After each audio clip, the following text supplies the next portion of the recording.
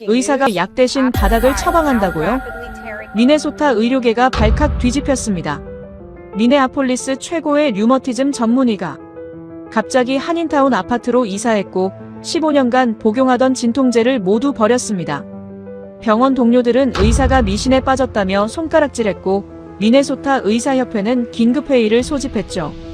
하지만 6개월 후 그녀의 클리닉 환자 78명이 약을 끊었고 미국 최고 병원에서 공동 연구를 제안했습니다.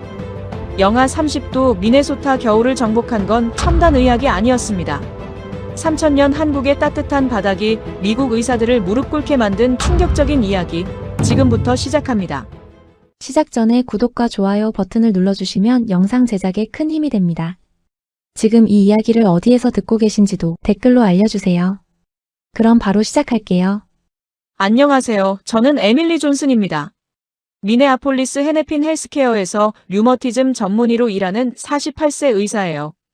미네소타 의대를 졸업하고 23년째 이곳에서 환자들을 치료하고 있습니다. 남편 데이비드는 다운타운 로펌에서 변호사로 일하고 딸 사라는 미네소타 대학교 2학년에 재학 중이에요. 한국과의 인연은 10년 전으로 거슬러 올라갑니다. 병원에 한국인 레지던트 박지원 씨가 왔었어요. 그녀는 뛰어난 실력으로 우리 팀에서 2년간 함께 일했죠. 레지던트 과정을 마친 후 서울로 돌아갔지만 우리는 계속 연락하며 지냈습니다. 매년 크리스마스 카드를 주고받았고 가끔 의학 논문에 대해 이메일을 나눴어요. 오늘 아침도 똑같았습니다. 알람이 울리는 순간부터 싸움이 시작됐어요. 손가락이 뻣뻣하게 굳어 있었습니다. 알람을 끄려고 손을 뻗는데 관절이 제대로 움직이지 않았어요. 손가락을 하나씩 펴고 오므리며 천천히 풀어야 했죠. 이 과정만 10분이 걸렸습니다. 침대에서 일어나려고 무릎에 힘을 주는 순간 날카로운 통증이 왔습니다. 찌르는 듯한 느낌이었어요. 침대 모서리를 잡고 천천히 몸을 일으켰습니다.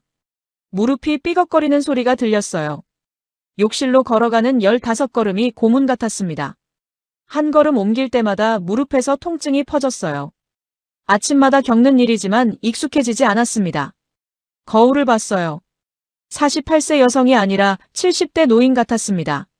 손가락 관절이 부어 있었고 얼굴엔 피로가 가득했어요. 밤새 통증 때문에 제대로 자지 못한 흔적이었죠. 약통을 열었습니다. 나프록센 2알, 오메프라졸 1알, 비타민 D 1알. 매일 아침 의식처럼 삼키는 약들이었어요. 15년째 이 약들과 함께 살고 있습니다. 물로 약을 삼켰어요. 30분 후면 통증이 조금 가라앉을 겁니다. 그때까지 기다려야 했죠. 샤워를 하며 생각했습니다. 나는 의사예요. 매일 환자들에게 관절염 치료법을 처방하는 사람이죠. 그런데 정작 나 자신은 치료하지 못하고 있습니다. 약으로 통증을 억누르며 하루하루 버티고 있을 뿐이에요. 아이러니했습니다. 아침 식사를 준비했어요. 프라이팬을 들어 올리려는데 손목에서 통증이 왔습니다. 손가락에 힘이 제대로 들어가지 않았어요. 양손으로 겨우 들어 올렸죠. 데이비드가 식탁에 앉아 신문을 읽고 있었습니다. 그는 제 걸음걸이를 보고도 아무 말 하지 않았어요. 15년간 매일 보던 광경이었으니까요. 처음엔 걱정했지만 이제는 그냥 일상이 됐습니다. 오늘 수술 있어? 데이비드가 물었습니다. 아니, 외래 환자만 봐. 오후에 컨퍼런스 콜이 있고. 짧은 대화였어요. 우리 부부는 각자의 일에 바빴습니다. 병원으로 출근했습니다. 차에서 내려 병원 입구까지 걷는데 무릎이 욱신거렸어요. 겨울이라 더 심했습니다. 미네소타 1월 기온은 영하 28도였어요. 추위가 관절을 더 굳게 만들었죠. 클리닉에 도착했습니다. 접수 데스크 직원이 인사했어요. 좋은 아침이에요, 닥터 존슨. 저도 미소로 답했습니다. 환자들 앞에서는 아픈 티를 내지 않았어요. 의사는 강해 보여야 한다고 생각했으니까요. 첫 환자는 65세 여성이었습니다. 류머티즘 관절염으로 5년째 치료 중이었어요. 그녀는 손가락 통증을 호소했습니다. 아침에 일어나면 손가락이 뻣뻣해요. 10분은 움직여야 풀려요. 환자의 말을 들으며 고개를 끄덕였습니다. 저도 똑같았거든요. 나프록센 용량을 조금 늘려볼게요. 그리고 물리치료를 병행하시면 도움이 될 거예요. 처방전을 써주며 생각했습니다. 나도 똑같은 약을 먹는데 왜 환자에게 권하고 있을까? 이 약이 정말 효과가 있을까? 두 번째 환자는 52세 남성이었어요. 무릎 관절염으로 고생하고 있었습니다. 계단 오르기가 힘들어요. 아침엔 더 심하고요. 제 증상과 똑같았습니다. 체중 감량과 규칙적인 운동이 중요해요. 진통제는 계속 복용하시고요. 말하면서도 공허했어요. 나도 똑같은 조언을 들었지만 별로 나아지지 않았거든요. 점심시간에 동료 의사 제니퍼와 카페테리아에서 만났습니다. 그녀는 심장내과 전문의였어요. 에밀리, 걸음걸이가 안 좋아 보여. 무릎도 아파? 응, 겨울이라 더 심해. 제니퍼는 고개를 저었습니다. 의사가 자기 병을 못 고치는 게 참 아이러니하지. 맞는 말이었어요. 우리는 환자들에게 희망을 주지만 정작 우리 자신은 치료하지 못하고 있었습니다. 오후에 이메일을 확인했어요. 박지원 박사에게서 온 메시지가 있었습니다. 제목은 서울 류머티즘 국제 심포지엄 초청이었어요. 내용을 읽었습니다. 3월에 서울에서 열리는 국제 심포지엄이었어요. 지원이 저를 초청 연사로 추천했다고 했습니다.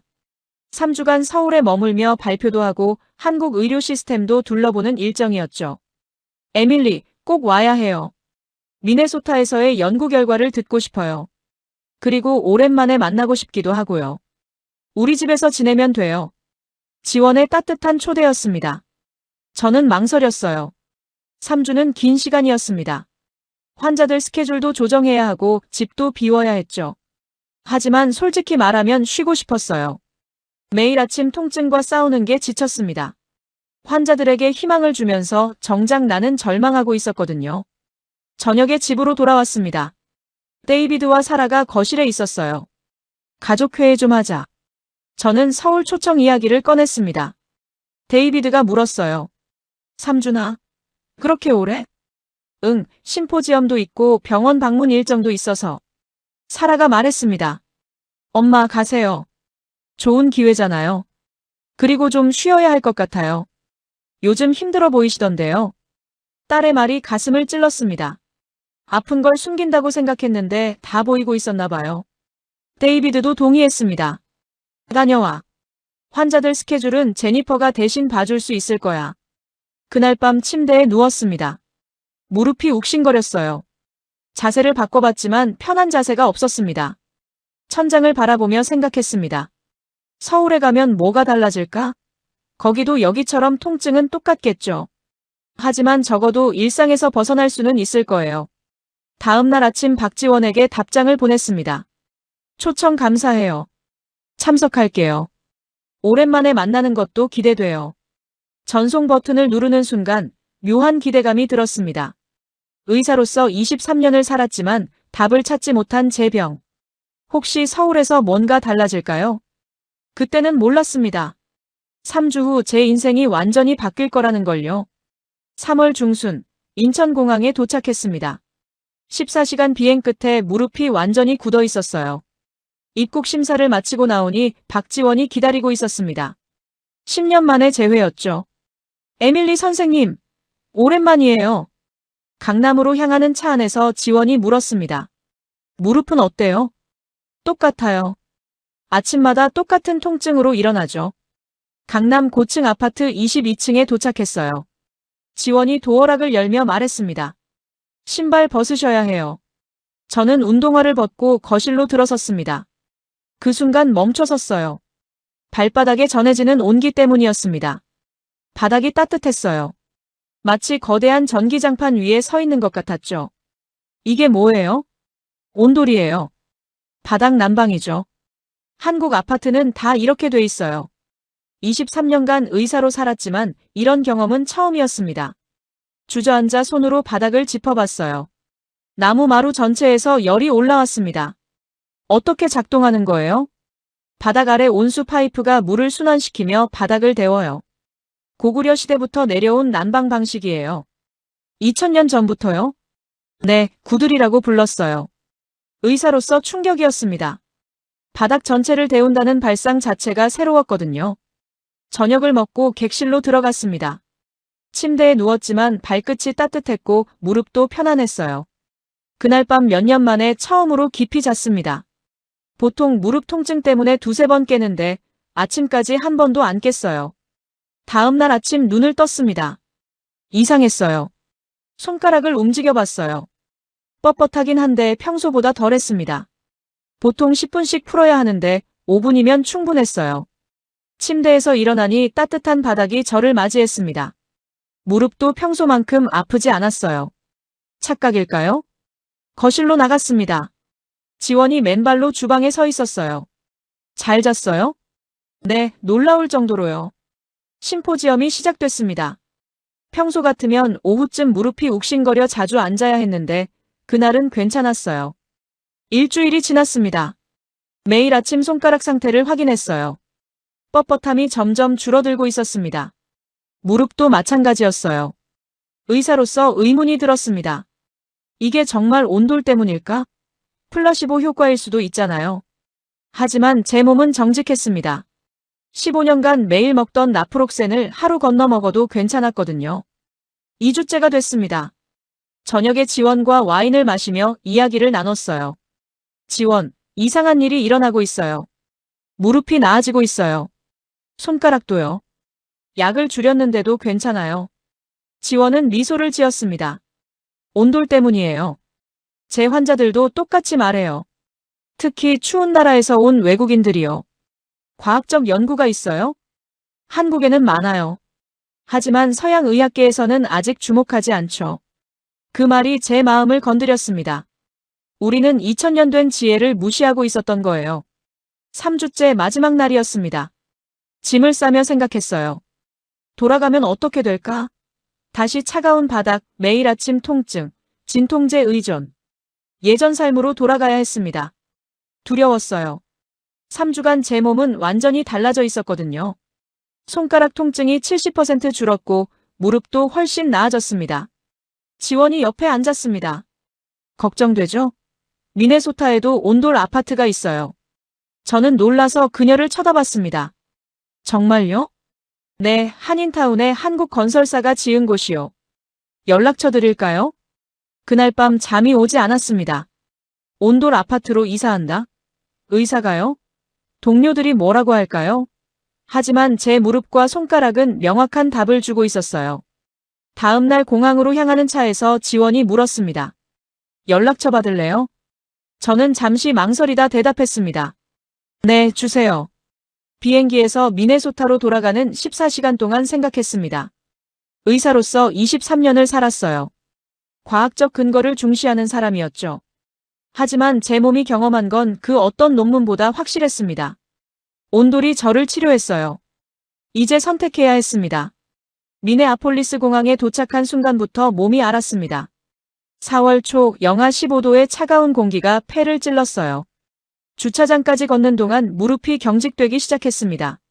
차에 올라타 히터를 틀었지만 냉기는 이미 관절 깊숙이 파고들었죠. 집에 도착했습니다.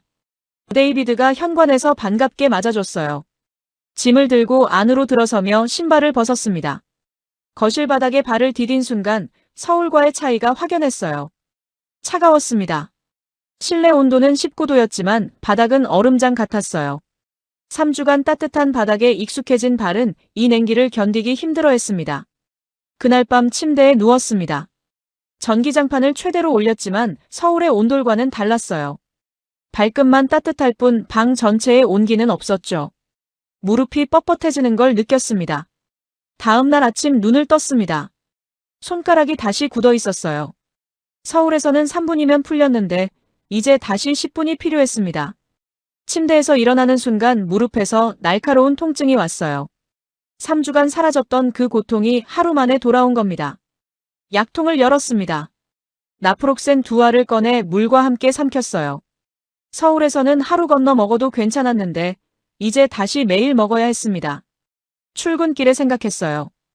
이건 착각이 아니었습니다. 서울에서의 변화는 실제였고 지금의 악화도 실제였어요. 병원에 도착해 제니퍼를 만났습니다. 그녀는 제 걸음걸이를 보더니 안타까운 표정을 지었어요. 3주 전과 똑같은 모습으로 돌아온 제 상태를 확인했죠. 점심시간에 노트북을 열었습니다. 지원이 보내준 미네아폴리스 한인타운 온돌 아파트 연락처가 있었어요. 망설이다가 전화를 걸었습니다. 부동산 담당자는 친절했습니다. 한국건설사가 2년 전 완공한 12층 건물이라고 설명했어요. 총 96세대이며 모든 유닛에 온돌 시스템이 설치돼 있다고 했습니다. 주말에 방문 예약을 잡았습니다. 그날 저녁 가족 회의를 열었어요. 데이비드와 사라에게 서울에서의 경험을 자세히 설명했습니다. 3주간의 극적인 증상 개선, 온돌 시스템의 원리, 그리고 미네아폴리스에도 같은 아파트가 있다는 사실까지요. 데이비드는 신중한 표정이었고 사라는 호기심 어린 눈빛이었지만 역시 반신반의하는 기색이었습니다. 일주일이 지났습니다. 무릎 상태는 계속 악화됐어요. 서울에서 70% 줄었던 통증이 이제 원래대로 돌아왔습니다. 아침마다 고문 같은 시간이 반복됐죠. 토요일 오전, 가족과 함께 한인타운으로 향했습니다. 다운타운에서 20분 거리였어요. 건물은 생각보다 현대적이고 깔끔했습니다. 유리와 콘크리트로 된 12층 건물이 햇빛을 반사하며 서 있었죠. 로비로 들어가 부동산 담당자의 안내로 8층 모델하우스로 향했습니다. 신발을 벗고 안으로 들어섰습니다. 그 순간이었어요.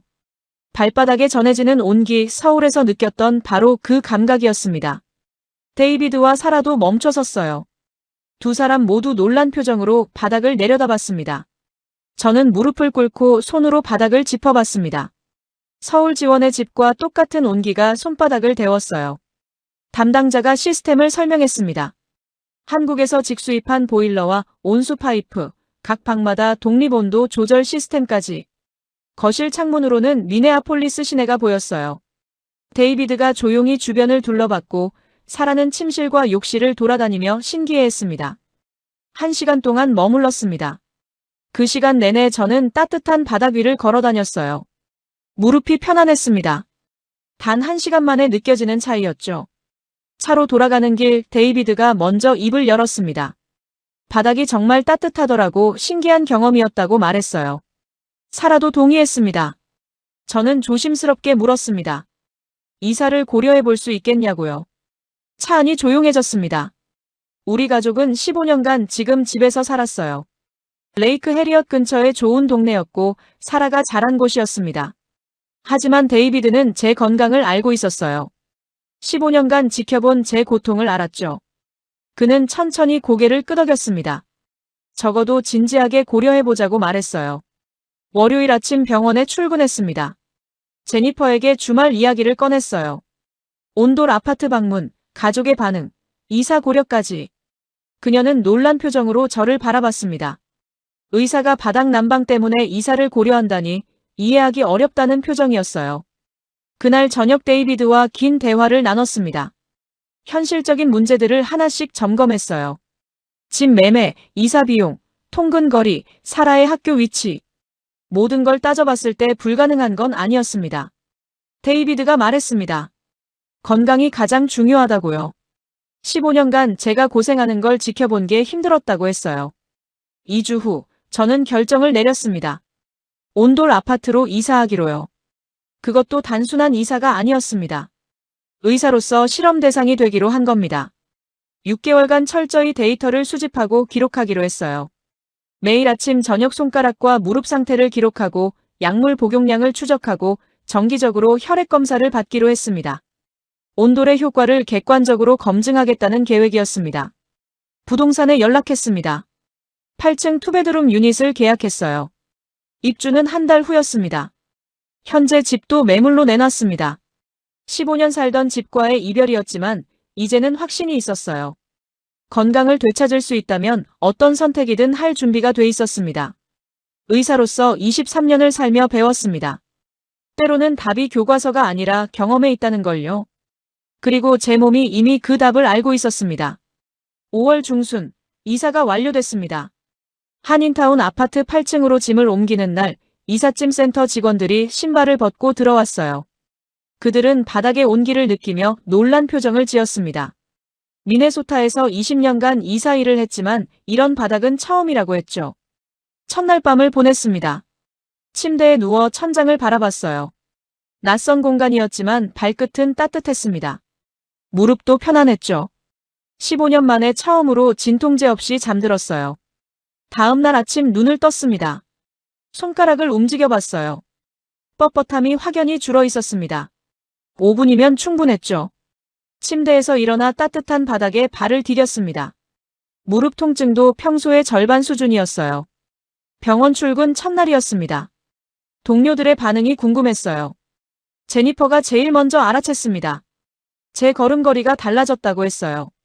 덜 절뚝거린다고 했죠. 일주일이 지나자 소문이 퍼지기 시작했습니다.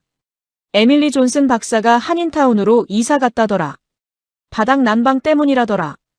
의사들 사이에서 수군거림이 시작됐어요. 2주째 되던 날 부서장 로버트 박사가 저를 불렀습니다. 그의 사무실로 들어갔어요. 그는 심각한 표정으로 앉아 있었습니다. 로버트 박사는 직설적이었어요. 이상한 소문을 들었다고 했습니다. 바닥 난방 때문에 이사를 갔다는 얘기가 병원 전체에 퍼졌다고요. 류머티즘 전문의가 과학적 근거 없는 민간요법에 의존한다는 인상을 준다고 했습니다. 저는 침착하게 설명했습니다. 서울에서의 경험, 3주간의 극적인 증상 개선, 그리고 지금 진행 중인 자가 실험까지 매일 데이터를 기록하고 있다고 말했어요. 6개월 후에는 객관적인 결과를 낼 수 있을 거라고 덧붙였습니다. 로버트 박사는 고개를 저었습니다. 개인적인 일화는 과학이 아니라고 했어요. 이중 맹검 임상시험이 필요하다고, 그 전까지는 추측일 뿐이라고 했습니다. 조심하라는 경고였어요. 병원의 평판을 생각하라고 했죠. 사무실을 나오며 생각했습니다. 예상했던 반응이었어요. 서양 의학은 수천 년 된 동양의 지혜를 쉽게 받아들이지 않았습니다. 3주째 상황이 악화됐습니다. 병원 카페테리아에서 점심을 먹는데 옆 테이블에서 들리는 소리가 있었어요. 다른 과 의사들이었습니다. 목소리가 컸어요. 에밀리 존슨이 이상해졌다더라. 한국 바닥이 관절염을 치료한다고 믿는다더라. 다음엔 뭐가 나올까? 침술? 한방약? 의사가 미신을 믿으면 어떡하냐? 환자들이 알면 뭐라고 할까? 저는 자리에서 일어나 그쪽으로 걸어갔습니다. 테이블 앞에 섰어요. 5명의 의사가 저를 올려다봤습니다. 어색한 침묵이 흘렀죠. 저는 조용히 말했습니다. 미신이 아니라 경험이라고요. 3주간 서울에서 생활하며 15년 만에 통증 없는 아침을 맞았다고 했어요. 지금도 증상이 개선되고 있고 모든 걸 기록하고 있다고 덧붙였습니다. 6개월 후 데이터를 보여드리겠다고 말했죠. 그들 중 한 명이 비웃듯 말했습니다. 플라시보 효과일 뿐이라고요.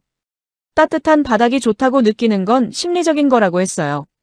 실제 치료 효과는 없을 거라고 했습니다. 저는 더 이상 대꾸하지 않았습니다. 돌아서서 자리로 돌아갔어요. 제니퍼가 안타까운 눈빛으로 저를 바라봤습니다. 한 달이 지났습니다. 제 몸의 변화는 계속됐어요. 손가락 아침 경직 시간이 3분에서 2분으로 줄었습니다. 무릎 통증은 50% 이상 감소했어요. 나프록센 복용량도 하루 한 알로 줄었습니다. 매일 아침 저녁 노트에 기록했죠. 하지만 병원에서의 시선은 점점 차가워졌습니다.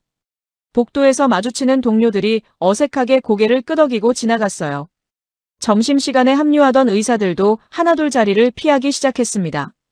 5주째 되던 날 미네소타 의사협회에서 연락이 왔습니다. 협회 윤리위원회에서 면담을 요청한다는 내용이었어요. 내용은 명확했습니다. 과학적 근거 없는 치료법을 암시적으로 홍보한 것에 대한 우려라고 했죠. 일주일 후 협회 사무실로 갔습니다. 윤리위원 3명이 앉아 있었어요. 그들은 신중한 표정으로 질문을 시작했습니다. 온돌로 이사한 이유가 무엇인지, 환자들에게 이 사실을 언급한 적이 있는지, 앞으로 온돌을 치료법으로 권할 계획이 있는지 하나하나 따지듯 물었습니다. 저는 솔직하게 대답했습니다. 개인적인 건강 문제 때문이라고요. 환자들에게 권한 적은 없다고 했어요.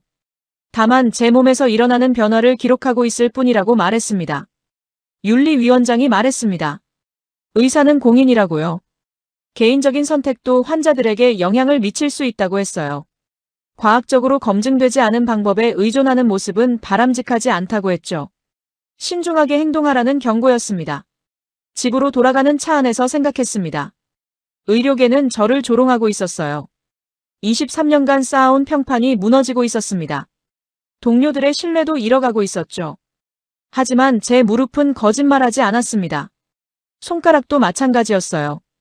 15년간 매일 아침 고통으로 시작했던 삶이 변하고 있었습니다. 그날 밤 거실 바닥에 앉았습니다. 따뜻한 온기가 몸을 감쌌어요. 데이비드가 옆에 앉아 제 손을 잡았습니다. 그는 말했어요. 사람들이 뭐라든 상관없다고요. 제 건강이 제일 중요하다고 했습니다. 저는 결심했습니다.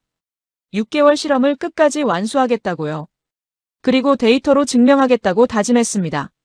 조롱이 아닌 과학으로 말하겠다고요. 6개월이 지났습니다. 매일 아침 저녁 기록한 노트가 두툼해졌어요.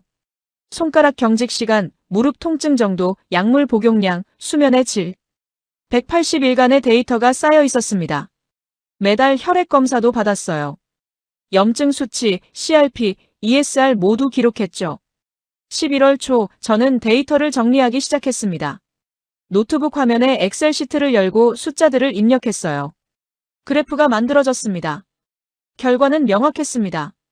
손가락 아침 경직 시간은 10분에서 1분으로 줄었어요.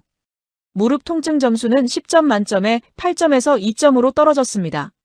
나프록센 복용량은 하루 2알에서 일주일에 2알로 감소했어요. 6개월간 총 복용량이 90% 줄어든 겁니다. 혈액 검사 결과도 놀라웠습니다. CRP 수치가 8.5에서 2.1로 떨어졌어요.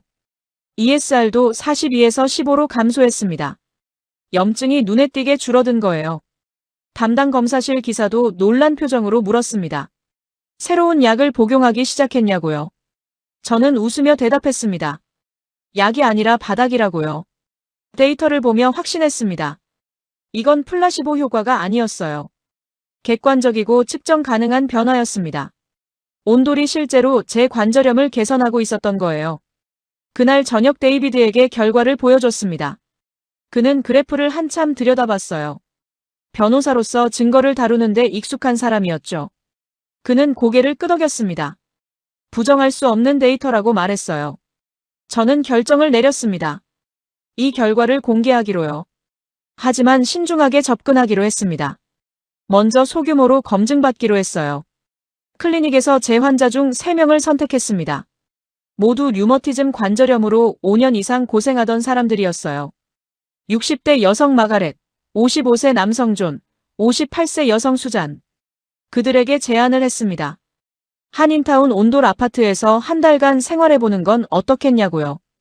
비용은 제가 부담하겠다고 했습니다. 다만 매일 증상을 기록하고 주 1회 혈액 검사를 받아야 한다고 조건을 달았어요.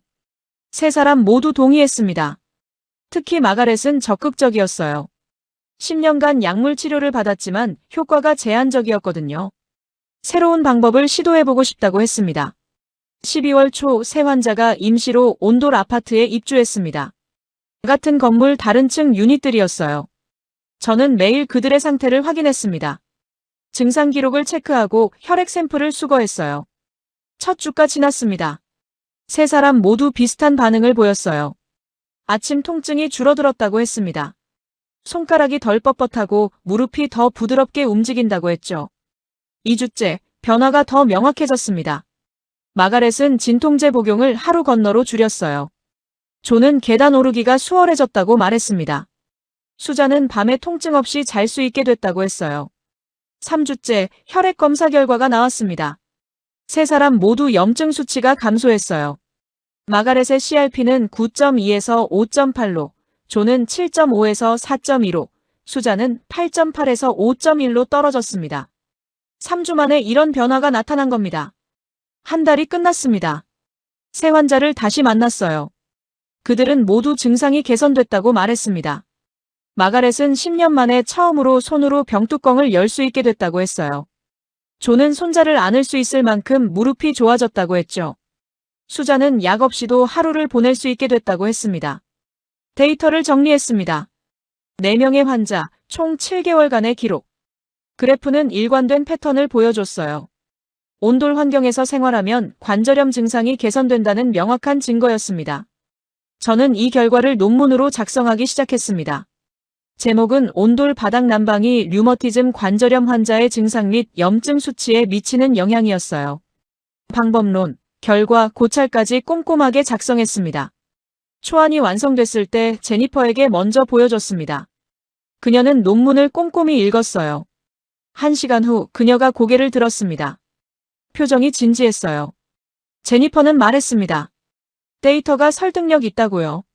샘플 크기는 작지만 결과가 일관적이라고 했어요. 다만 문제가 있다고 덧붙였습니다. 의료계가 받아들일 준비가 돼 있냐는 거였죠. 저는 알고 있었습니다. 이 논문을 발표하면 더 큰 논란이 일어날 거라는 걸요. 하지만 이제는 개인적인 일화가 아니었어요. 객관적인 데이터가 있었습니다.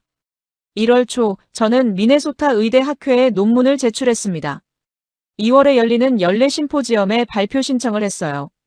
일주일 후 승인 메일이 왔습니다. 2월 15일 30분간 발표 시간이 배정됐다고 했죠. 소식을 듣고 긴장됐습니다. 미네소타 의료계 주요 인사들이 모두 참석하는 자리였어요.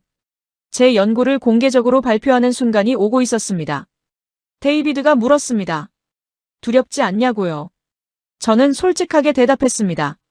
두렵다고요. 하지만 해야 한다고 했어요. 이 데이터를 숨길 수는 없다고 말했죠. 그날 밤 거실 바닥에 앉아 논문을 다시 읽었습니다. 따뜻한 온기가 몸을 감쌌어요. 이 온기가 제 삶을 바꿨습니다.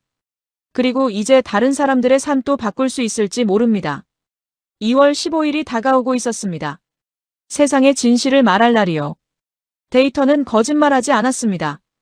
이제 의료계가 귀 기울일 차례였어요.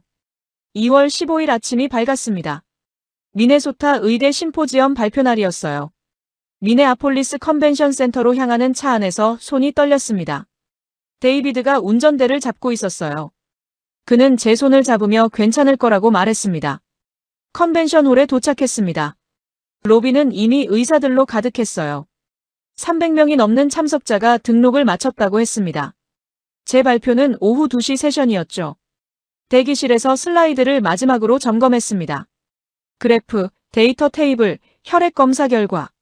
모든 게 준비됐어요. 제니퍼가 응원 문자를 보냈습니다. 진실을 말하라고 데이터가 증명할 거라고 했죠. 오후 2시가 됐습니다. 진행자가 제 이름을 호명했어요.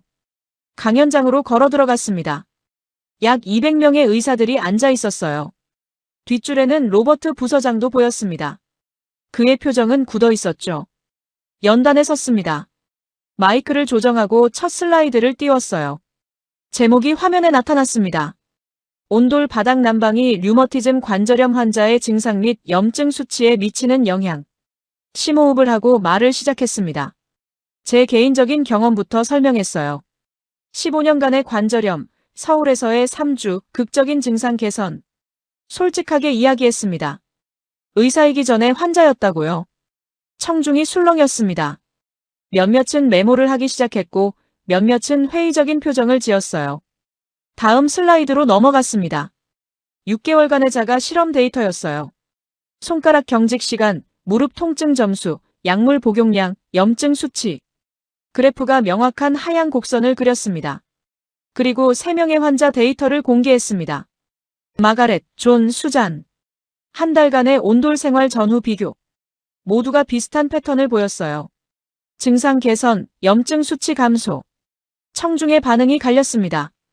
앞줄에 앉은 몇몇 의사들은 진지하게 슬라이드를 주시했어요. 하지만 뒷줄에서는 고개를 젓는 사람들이 보였습니다. 메커니즘에 대해 설명했습니다.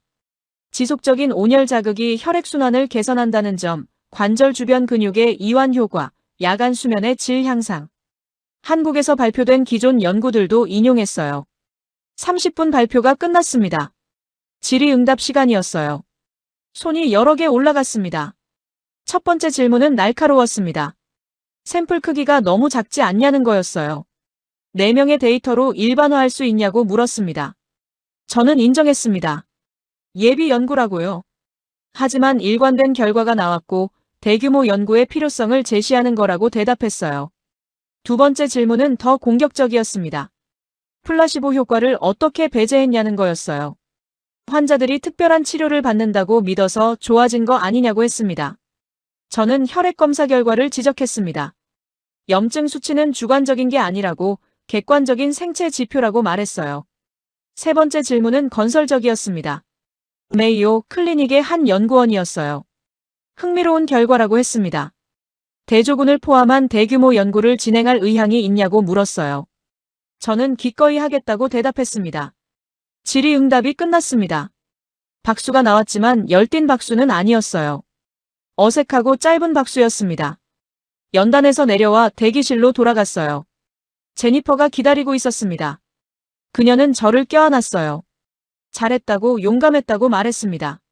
하지만 우리 둘 다 알고 있었어요. 쉽지 않을 거라는 걸요. 다음 날 아침 로컬 의료 뉴스레터에 기사가 났습니다. 미네소타 의사, 한국 바닥 난방으로 관절염 치료 주장이라는 제목이었어요. 기사는 중립적이었지만 댓글은 아니었습니다. 온라인 의사 커뮤니티가 들끓었습니다. 의견이 극명하게 갈렸어요. 일부는 흥미로운 연구라고 했습니다. 동양의학의 지혜를 무시해선 안 된다고 했죠. 하지만 더 많은 사람들이 비판적이었어요. 과학적 엄밀성이 부족하다고 민간요법을 정당화하는 거라고 했습니다. 일주일 후 놀라운 일이 일어났습니다. 메이오 클리닉 류머티즘 연구소에서 이메일이 왔어요. 공동 연구를 제안한다는 내용이었습니다. 1년간 200명 규모의 무작위 대조군 연구를 진행하고 싶다고 했어요. 저는 즉시 수락했습니다. 이건 기회였어요. 제대로 된 임상 연구로 온돌의 효과를 검증할 수 있는 기회였습니다. 하지만 같은 주에 다른 소식도 들렸습니다. 미네소타 의사협회에서 다시 연락이 왔어요. 윤리위원회에서 제 발표를 검토했다고 했습니다. 우려스럽다는 의견이 많았다고요. 공식적인 경고는 아니지만 조심하라는 통지였습니다. 병원 내부 반응도 엇갈렸습니다. 몇몇 젊은 의사들이 저를 찾아왔어요. 용기 있는 발표였다고 칭찬했습니다. 자신들도 온돌에 관심이 생겼다고 했죠. 하지만 대부분의 선배 의사들은 거리를 뒀어요. 복도에서 마주쳐도 눈을 피했습니다. 로버트 부서장이 다시 저를 불렀습니다. 그는 메이오 클리닉 연구 제안을 들었다고 했어요. 긍정적인 발전이라고 인정했습니다. 하지만 조심스럽게 진행하라고 당부했어요. 병원의 평판을 생각하라고 했죠. 2월이 끝나갈 무렵 예상치 못한 연락이 왔습니다. 미네소타 공영 라디오에서 인터뷰를 요청했어요. 건강 프로그램 진행자가 제 연구에 관심이 있다고 했습니다. 저는 고민했습니다. 대중 매체 노출은 양날의 검이었어요. 더 많은 주목을 받을 수 있지만 더 큰 논란도 일어날 수 있었죠. 데이비드와 상의했습니다. 그는 말했어요. 진실을 두려워할 필요 없다고요. 데이터가 있다고 자신감을 가지라고 했습니다. 저는 인터뷰를 수락했습니다. 파장이 커지고 있었습니다. 작은 개인 실험이 이제 공개 논쟁이 됐어요. 미네소타 의료계가 둘로 나뉘고 있었습니다. 하지만 저는 확신했습니다. 올바른 길을 가고 있다고요. 진실은 결국 밝혀질 거라고요. 3월부터 메이오 클리닉과의 공동 연구가 시작됐습니다. 연구 설계는 엄격했어요. 200명의 류머티즘 관절염 환자를 모집했습니다. 절반은 온돌이 설치된 임시주거시설에서 나머지 절반은 일반 난방시설에서 6개월간 생활하기로 했어요. 이중 맹검은 불가능했지만 평가자는 환자의 거주 환경을 모르게 했습니다. 한국 건설사가 협력했습니다. 미네아폴리스 외곽에 임시주거시설 2동을 제공했어요. 한 동은 온돌, 다른 동은 일반 난방. 외관은 똑같았습니다. 환자들은 무작위로 배정됐죠. 4월에 첫 환자들이 입주했습니다. 저는 메이오 클리닉 연구팀과 함께 매주 환자들을 모니터링했어요. 증상평가, 혈액검사, 삶의 질 설문조사. 모든 게 체계적으로 진행됐습니다. 2개월이 지났습니다. 중간 데이터를 검토하는 회의가 열렸어요. 메이오 클리닉 연구소장 닥터 피터슨이 주재했습니다. 그는 신중한 사람이었어요. 30년 경력의 류머티즘 전문의였죠. 데이터가 공개됐습니다. 온돌 그룹에서 유의미한 변화가 관찰됐어요. 평균 통증 점수가 7.2에서 4.8로 감소했습니다. 일반 난방 그룹은 7.1에서 6.5로 소폭 감소에 그쳤죠. 염증 수치도 마찬가지였습니다. 온돌 그룹의 CRP 평균이 8.9에서 5.2로 떨어졌어요. 피터슨 박사는 놀란 표정이었습니다. 2개월 만에 이 정도 차이가 나타날 줄 몰랐다고 했어요. 물론 아직 중간 결과일 뿐이라고 신중하게 덧붙였지만요. 연구는 계속됐습니다. 환자들의 반응도 엇갈렸어요. 온돌 그룹 환자들은 대부분 만족도가 높았습니다. 아침에 일어날 때 덜 아프다고, 밤에 더 잘 잔다고 했어요. 일반 난방그룹은 큰 변화를 느끼지 못한다고 했습니다. 6개월이 지났습니다. 9월 말 최종 데이터 분석이 완료됐어요. 결과는 명확했습니다. 온돌 그룹 100명 중 78명이 증상 개선을 보였습니다. 평균 통증 점수는 7.2에서 3.6으로 50% 감소했어요. 일반 난방 그룹은 100명 중 32명만 개선됐고 평균 점수는 7.1에서 5.9로 17% 감소에 그쳤습니다. 약물 복용량도 달랐습니다. 온돌 그룹의 65%가 진통제 사용을 절반 이상 줄였어요. 일반 난방 그룹은 18%만 줄였습니다. 염증 수치는 더 극적이었습니다. 온돌 그룹의 평균 CRP가 8.9에서 3.8로 떨어졌어요. 일반 난방 그룹은 8.7에서 7.2로 소폭 감소했습니다. 통계적 유의성도 확실했습니다. P값이 0.001 미만이었어요. 우연으로 설명할 수 없는 차이였습니다. 10월 초 메이오 클리닉에서 기자회견을 열었습니다. 피터슨 박사가 연구 결과를 발표했어요. 저는 옆에 앉아 있었습니다. 피터슨 박사는 신중하지만 긍정적으로 말했습니다. 온돌 바닥 난방이 류머티즘 관절염 환자들에게 유의미한 증상 개선 효과를 보였다고요. 보완 치료법으로 고려할 가치가 있다고 했습니다. 다만 더 장기적인 연구가 필요하다고 덧붙였죠. 기자들이 질문을 쏟아냈습니다. 어떻게 작동하는지, 다른 질환에도 효과가 있는지, 보험 적용이 가능한지. 피터슨 박사는 하나씩 답변했어요. 저도 질문을 받았습니다. 개인적인 경험에서 시작해 이렇게 큰 연구로 이어진 소감이 어떠냐고요. 저는 솔직하게 대답했습니다. 의사이기 전에 환자로서 필요했던 치료법이라고요. 이제 과학이 그 효과를 증명했다고 말했습니다. 다음 날 전국 뉴스에 보도됐습니다. CNN, ABC, NBC 모두 다뤘어요. 한국의 전통 난방 방식이 미국 관절염 환자들에게 희망을 준다는 내용이었습니다. 한국 언론도 관심을 보였어요. KBS와 조선일보에서 인터뷰 요청이 왔습니다. 미네소타 의료계의 분위기가 바뀌기 시작했습니다. 6개월 전 저를 조롱하던 의사들이 입을 다물었어요. 메이오 클리닉의 공식 연구 결과를 무시할 수는 없었죠. 로버트 부서장이 다시 저를 불렀습니다. 이번에는 축하 인사였어요. 잘했다고, 병원이 자랑스럽다고 말했습니다. 6개월 전과는 180도 다른 태도였죠. 병원 복도에서 동료들이 인사했습니다. 악수를 청하고 연구에 대해 물어봤어요. 젊은 의사들뿐 아니라 선배 의사들도 관심을 보였습니다. 11월 중순, 미국 류머티즘 학회에서 연락이 왔습니다. 12월 연례 학회에서 기조연설을 해달라는 요청이었어요. 전국 규모의 학회였습니다. 3,000명이 넘는 의사들이 참석하는 자리였죠. 저는 수락했습니다. 이건 단순한 발표가 아니었어요.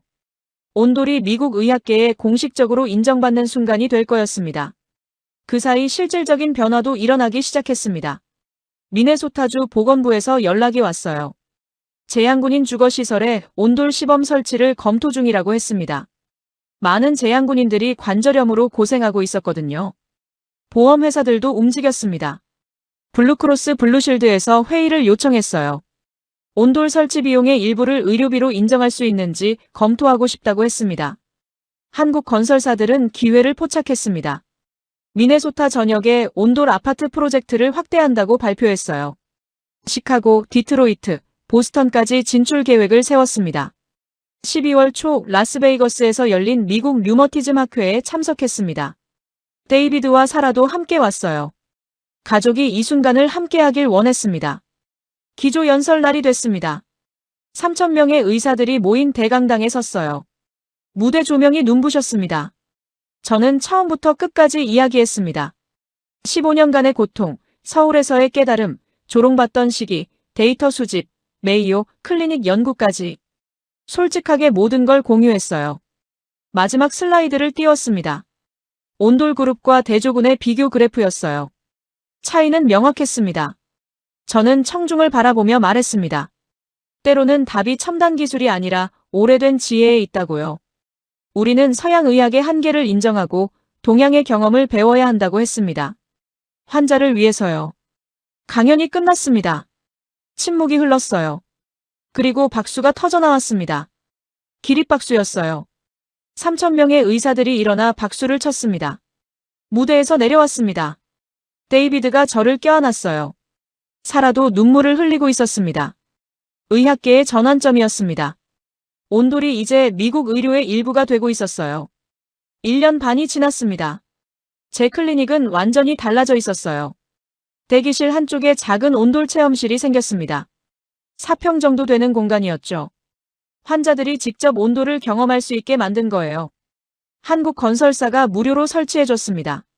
매주 수요일 오후 온돌 상담 시간을 운영했습니다. 관절염 환자들이 체험실에서 30분간 머물며 온기를 느꼈어요. 그들은 대부분 놀란 표정을 지었습니다. 이런 게 있었다니 왜 진작 몰랐냐고 물었죠. 환자 처방도 달라졌습니다.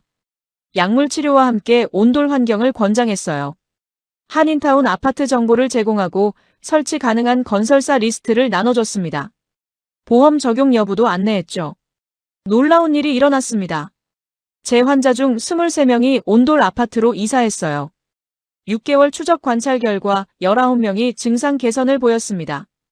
약물 복용량이 평균 60% 감소했어요. 미네소타주 보건부의 시범 사업도 시작됐습니다. 재향군인 주거시설 3곳에 온돌이 설치됐어요. 150명의 참전 용사들이 혜택을 받았습니다.